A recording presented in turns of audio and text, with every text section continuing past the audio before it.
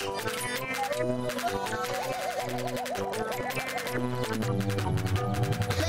ingin satu. Bersama ingin satu. Bersama ingin satu.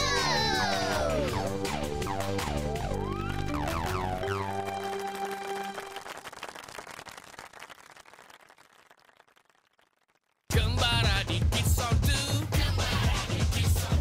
redah hutan dan batu, tanpa penat dan jemu, kita tambahkan ilmu, evolusi yang baru, setiap hujung minggu,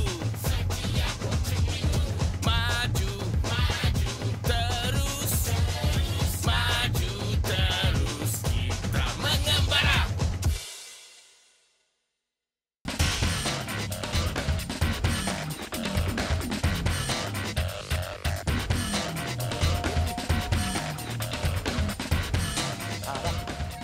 Semangat betul kamu. Macam mana? Bagus tak? Kuat barisan.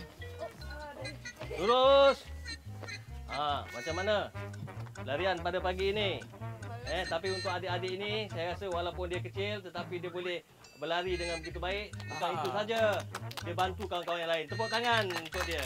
Semangat yang macam itulah Bas nak untuk kawan-kawan semua. Kawan-kawan, sebelum kita teruskan dengan latihan ni, Tuan Ismail ada penerangan sikit. Silakan Tuan Ismail. Okey, selamat datang kepada adik-adik ke kem latihan Desaru Resort. Yang mana pagi tadi kita dah adakan latihan ringan. Jadi pada hari ini kita teruskan lagi beberapa aktiviti yang lebih mencabar. Jadi harap-harap adik-adik yang ada ni bersedia. Rasa yakin pada diri sendiri. Dan ingin mencuba. Jangan rasa takut dan bimbang. Jadi aktiviti yang kita adakan adalah yang mencabar beberapa latihan alangan. Okey, adik-adik dah bersedia semua? Dan boleh kita teruskan aktiviti halangan kita? Boleh? Okey, nampak di sana? Apa tu? Saya kasih masa 1 minit untuk adik-adik pergi ke sana sekarang. Nanti dulu. Tuan Ismail. Ya.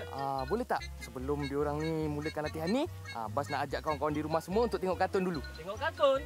Ini tengok aktiviti mana-mana ada kartun. Tapi kawan-kawan di rumah dah tunggu tu. Boleh tak? Okey, boleh. Baik, kawan-kawan. Sekarang. Ni. Kawan-kawan, saksikan Jin Tama tau. Lepas ni kita sambung dengan kawan-kawan kita.